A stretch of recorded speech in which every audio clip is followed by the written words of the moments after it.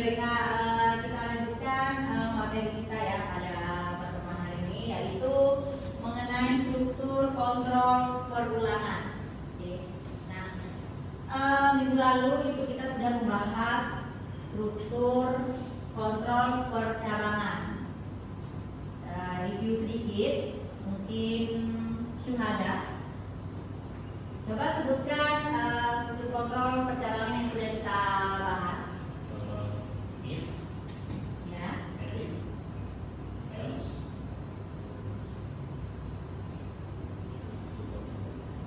Oke, mungkin Raditya bisa dilengkapi, ada berapa yang sudah kita bahas? Yang sudah dibahas itu diantaranya ada if, ada else, elif, dan if. Ya, jadi ada if tunggal ya, kemudian if else, dan juga if elif else ya. Jadi oke.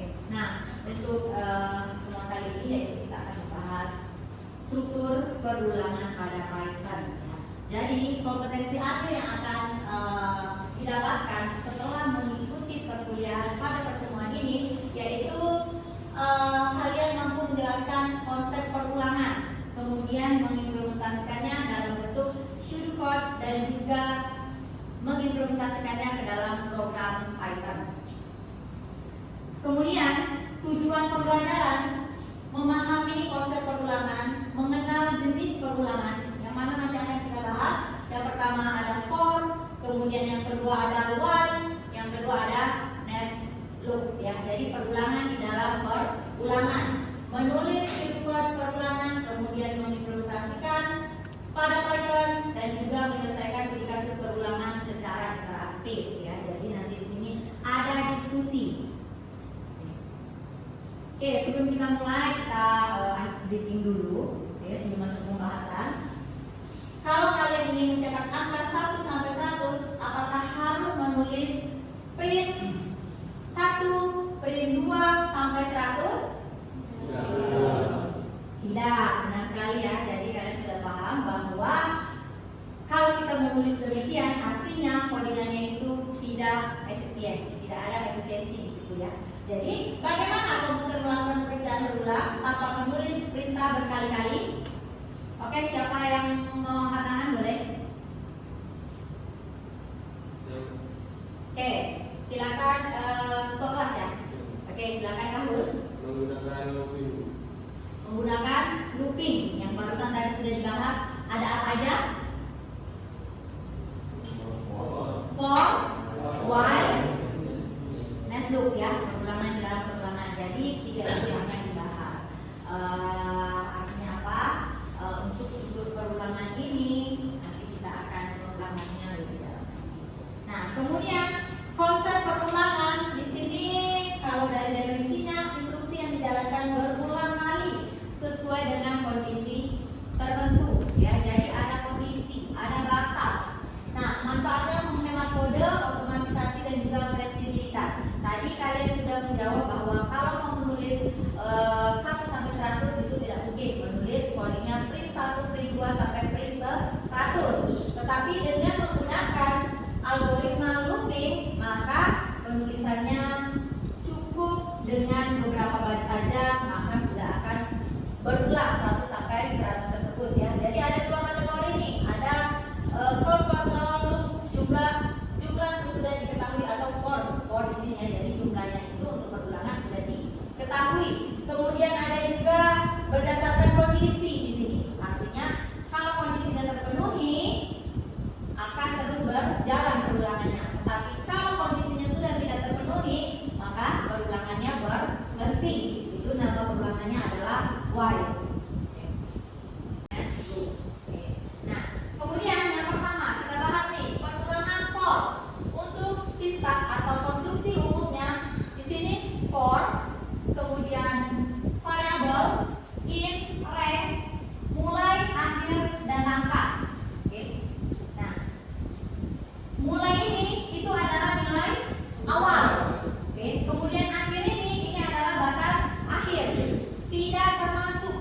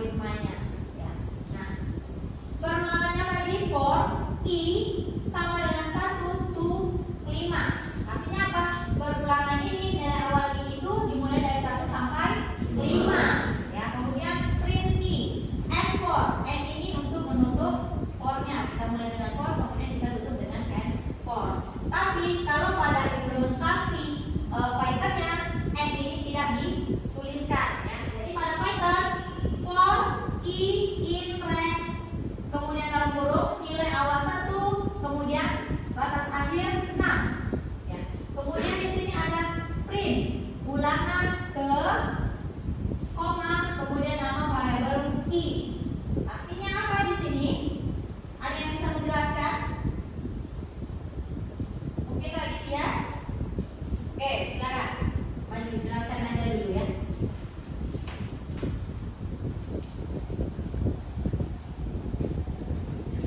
Jelasin aja. Nih, dari perubahan for ini. Jadi diketahui variabel ini memiliki nilai 1 sampai 6.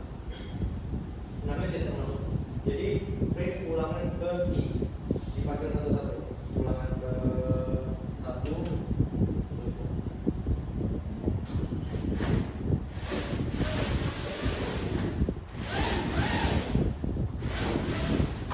Nah, coba. Jadi diketahui Bisa ditulis ya. variabel ini dari 1 sampai 5. Lalu kita mencetak dari variabel ini. Nah, kalau di Python kita masukkan ini dengan range 1 sampai 6. Kami tidak termasuk. Jadi saat kita print ulangan ke variabel yang akan dipanggil tadi, keluarnya hanya yang 1, 2, 3, 4 sampai 5. Kami tidak termasuk. Oke, bagaimana dengan penjelasan teman kalian tadi? Bisa dipahami? Oke, terima kasih kepada Radit. Silakan dilanjutkan. Tadi perulangan for ada nilai awal, nilai akhir, dan juga langkah, ya. Jadi itu yang harus kalian pahami. Kemudian yang kedua adalah while. Di sini ada while kemudian kondisi, ya. Kalau tadi for itu kita sudah tahu perulangan batas perulangannya itu kita sudah tahu. Nah, kalau while di sini ada pengkondisian. Kalau kondisinya sudah tidak terpenuhi atau bernilai false, maka perulangan berhenti. Nah, di sini contoh daripada while sama seperti tadi, ini adalah contohnya. Ada nilai awal nih. Nilai awalnya kita tulis i bernilai 1. Artinya i-nya ini nilainya adalah 1 nilai awalnya. Kemudian while i lebih kecil sama dengan 5 do. Apa yang dilakukan? Lakukan print i. Berarti di sini i lebih kecil sama dengan 5. Print i. Jadi di sini outputnya berapa? 1, 2, 3, 4, 5 termasuk nggak?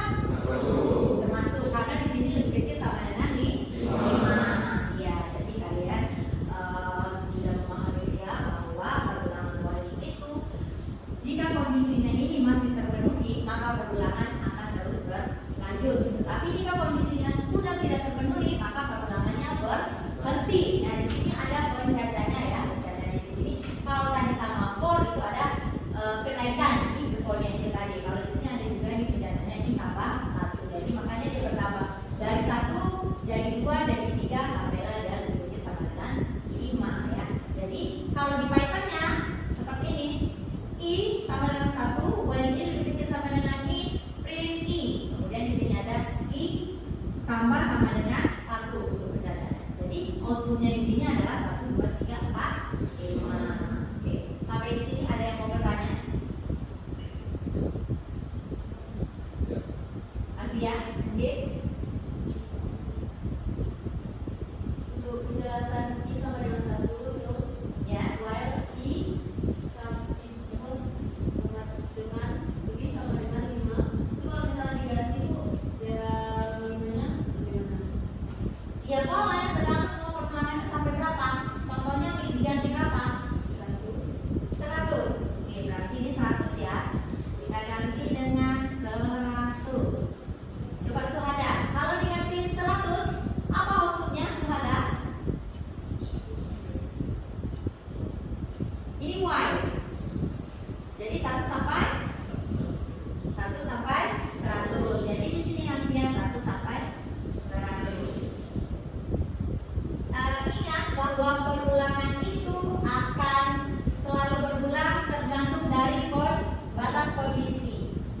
Oke. Yang lain? Gimana ya? Bisa dipahami? Oke, yang lain? Ya, lanjut ya.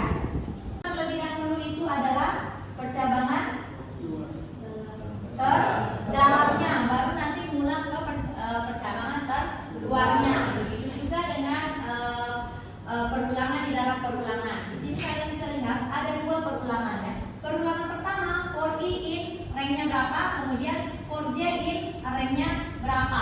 Baru di sini pernyataan apa yang akan diulang, gitu ya. Jadi di sini jelas nih. Atau dengan lain sama juga while kondisi 1, kemudian perulangan while kondisi kedua. Baru pernyataan apa yang ingin diulang, dibuat lagi blok kode ini. Oke. Nah, kemudian kita bisa lihat di sini ada contoh kasus cetak tabel perkalian. Ya, ini jadi tabel perkalian. Artinya kalau tabel perkalian, tapi di sini kita tidak membuat tabelnya ya. Tabel itu terdiri dari apa? Tabel terdiri dari apa? Baris dan kolom. Nanti kira-kira seperti ini ya. Ada baris, ada kolom. Kalau yang ini namanya apa? Kolom atau baris?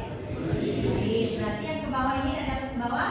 Namanya kolom. Jadi di sini cetak tabel perkalian 1 sampai 3. Nah, coba kalian kerjakan ini di Python. Ada yang bisa membantu ibu? Boleh nih langsung di sini aja dikerjakan. Oke, silakan. Ada materinya ya? Coba kasih bawa aja ini. Ini tadi. Ada di di laptop kalian ya, satu orang. Ini nanti kira-kira outputnya gimana nih? Dari situ kodenya for I sama dengan 1 to 3, for J sama dengan 1 to 3. Print I kali J. Kemudian di sini N4, nutup for yang terdalam ini, kemudian N4 yang ini nutup for yang paling pertama tadi, paling luarnya. Nah, di sini ada Pythonnya nih.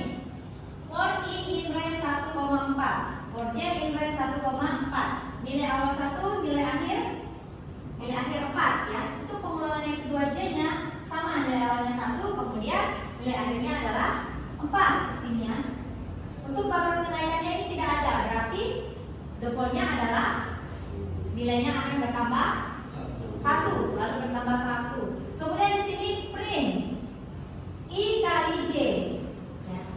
F sama dengan ketik 2. Jadi ini menandakan bahwa nanti dia bentuknya itu di horizontal ya, dalam bentuk baris ini. Baris. Berarti di sini print kemudian I kali J. Oke. Coba ada lagi yang bisa bantu? Suhada tadi sudah ya? Terakhir? Silakan. Silakan maju.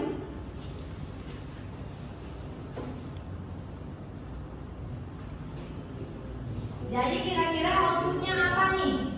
Dari algoritma Pythonnya ini. Nih, print I kali J. Berarti artinya I kali J. Berarti yang pertama adalah berapa nilainya? Itu tabelnya sudah dibuat. Di dalam tabel aja dibuat. Tuh, kemudian yang kedua apa? Selanjutnya kemana? Nah, ya sudah. Berarti duanya dari mana? Duanya dari mana nih teman-teman? 1 kali 2. Berarti yang program kedua I-nya adalah 1, J-nya adalah 2. Berarti berikutnya 1, J-nya 3. berarti artinya 3. Oke, silakan diteruskan.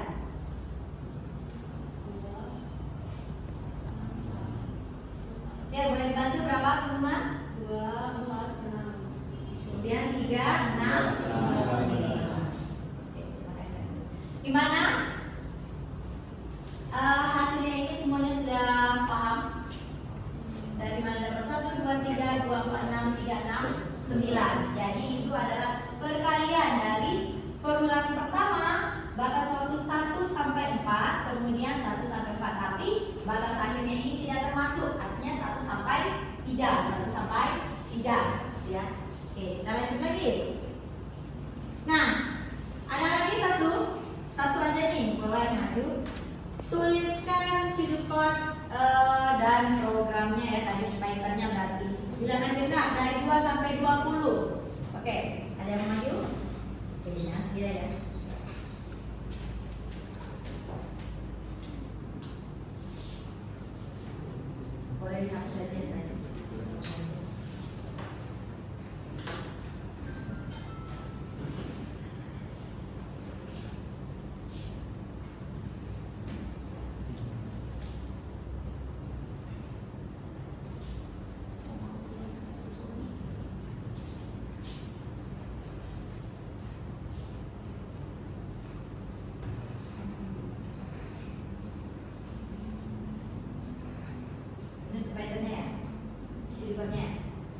di Python nanti aja itu. Nah, Python silakan langsung ya. Nah, soal tadi adalah apa tadi kalau dibacakan tadi? Hidupnya dimulai dari 2 sampai 20. Berarti 2 sampai 20. Print I. Mungkin ada yang kurang? Apa yang kurang tadi ya? Stepnya. Stepnya tadi berapa? Ada?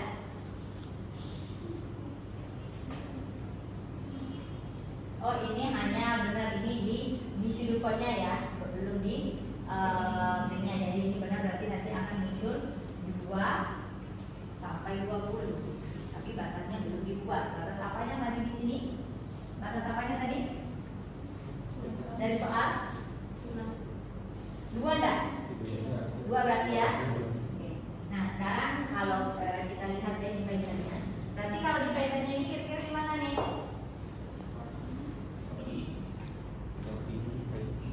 Gimana? For, I, in, rest, kemudian 1 berapa? 2 tadi ya?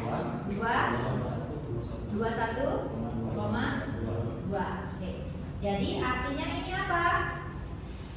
Akan terjadi di sini perulangan dimulai dari 2 sampai 20 dengan kenaikan 2, ya kan? Kemudian print I. Sudah?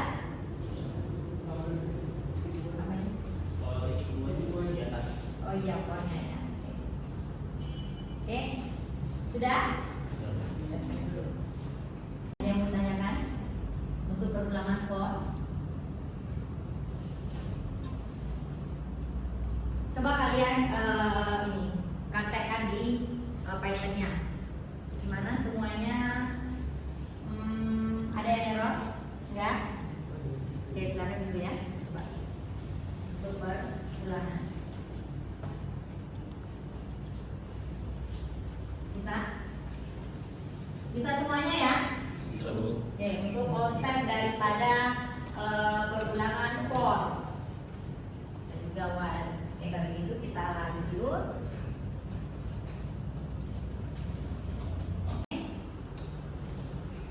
Ini boleh Ibu hapus? Gantianlah. Tuliskan sudut-nya dan buat program menghitung dari 1 sampai 100 dengan while loop. Oke, silakan maju. Oke. Nanti langsung dipraktekkan juga.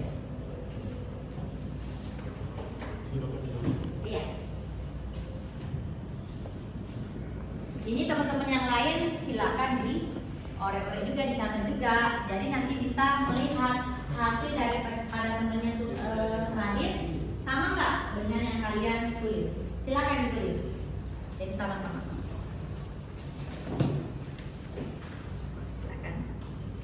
Silakan ditulis ya. Silakan ditulis dulu untuk shadow code-nya. Karena kita ini ada teori dan juga ada praktek. Silakan ditulis. Nanti bisa kira-kira sama nggak ini dengan Radit? Aman? Sebelah sini aman? Kita baru membahas konsepnya ya untuk studi kasus nyatanya itu akan di pertemuan berikutnya.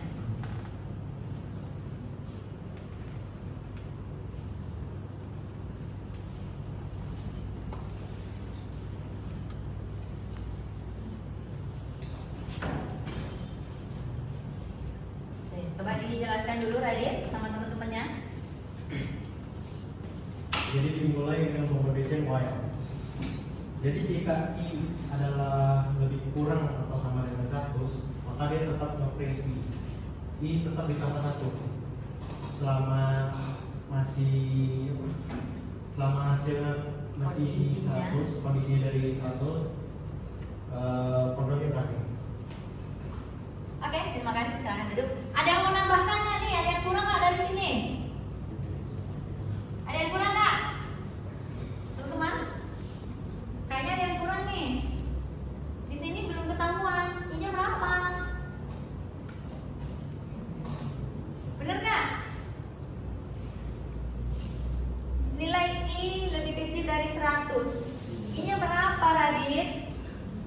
lagi?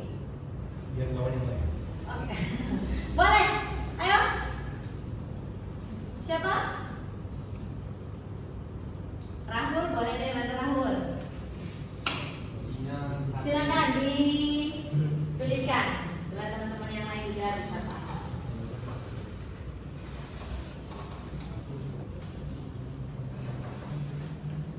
Silakan ya. Boleh tinggal tambahin ini ya? Apanya? Di atasnya aja ditambah. Nilai I-nya yang enggak ada. Ini.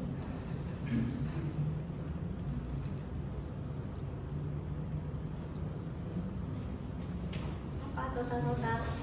Ada sumber I-nya kemarin kan Apa? pas membuat I-nya satu dari total I-nya. Tuliskan silakan dan program menghitung jumlah bilangan 1 sampai oh, ini ada satu. Jadi langsung aja I-nya sama dengan nilainya 1. Oke. Jadi di sini tidak ada penjumlahannya. Buat program menghitung jumlah bilangan. Jadi ini bukan menghitung jumlah bilangan, artinya di sini akan menampilkan 1 sampai ke 100. Tidak ada kata-kata di sini program menghitung jumlah bilangan ya. Jadi nggak apa-apa. Artinya kalian tahu akan mencetak 1 sampai ke 100. Oke, baik. Berhubung waktu sudah habis ya. Jadi latihannya ini itu dikerjakan di rumah. Seorang kasir ingin menghitung total belanja pelanggan jumlah barang tidak diketahui. Belanja barang dilakukan sampai pelanggan memasukkan angka 0. Nah ini tugasnya, tuliskan pseudocode perulangan yang tepat, implementasikan dalam Python. Kemudian itu nanti dikirim di LMS, yaitu di Siakan ya. Jadi di Siakan kalian semuanya sudah ada akun Siakannya. Nanti silakan dikirim ke akun Siakan kalian masing-masing. Oke, baiklah. Nah, ini rangkuman dari materi kita hari ini. Perulangan digunakan untuk eksekusi berulang. Jadi jelas, struktur kontrol perulangan. Artinya apa? Ada pernyataan, ada instruksi yang akan diulang, gitu ya. Nah, dengan menggunakan struktur perulangan, maka tadi manfaatnya apa tadi? Salah satu manfaat menggunakan struktur perulangan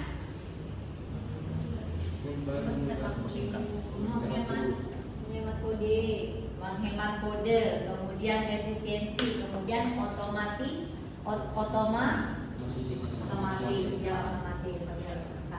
Nah, kemudian silakan membantu perancang solusi sebelum coding. Nah, jadi ini karena kita algoritma dan struktur data ya. Jadi sebelum kita implementasikan ke Python, kita harus membuat dulu pseudocode-nya sebagai rancangan. Artinya rancangan sebelum implementasi, lebih memudahkan kita membacanya. Nah, juga Python mendukung perulangan sederhana dan fleksibel. Studi kasus membuat perulangan relevan dengan masalah nyata. Jadi kalau untuk studi kasus nyatanya di sini ada, tapi di sini adalah latihan kalian kerjakan di rumah. Dan nanti kalian akan kirimkan ke LMS dosen.unh atau disiapkan, masing-masing itu sudah tahu. Kemudian ini referensi, ini referensinya. Nah, kemudian sebagai penutup, belajar pemrograman itu seperti belajar naik sepeda, jatuh, coba lagi, ulangi terus sampai akhirnya lancar. Semakin sering mencoba, semakin terbiasa. Sama halnya sewaktu kalian kecil, kalian pasti tidak menyerah ya. Jatuh pertama kali karena nggak ada yang naik sepeda langsung bisa, kayaknya nggak mungkin ya. Meskipun waktu masih kecil itu kan menggunakan roda berapa sepeda? Jadi roda 4 ya. Tambah 2, tapi setelah lepas itu atau turun sudah ke jalan, pasti ada jatuhnya, mencoba dan terus mencoba. Programmer hebat lahir dari banyak percobaan, bukan dari sekali coba langsung benar. Jadi kalian itu harus bisa memotivasi diri kalian bahwa kalian itu akan menjadi seorang programmer yang hebat, ya, yang hebat sesuai dengan prodi kalian itu adalah apa? Ilmu komputer ya, sesuai dengan ilmu kalian, ilmu komputer. Jadi kalian harus meniatkan dari dalam diri kalian akan menjadi seorang programmer yang hebat, entah itu seorang analisis, entah itu seorang perancangan yang hebat, dan entah itu seorang programmer. Oke, baik ya. Bagaimana dengan penjelasan Sudah bisa dipahami dan dimengerti? Ada yang mau ditanyakan? Cukup? Cukup. Kalau begitu Ibu akhiri karena sudah habis waktu juga ya. Jadi Ibu akhiri, wassalamualaikum warahmatullahi wabarakatuh. Waalaikumsalam.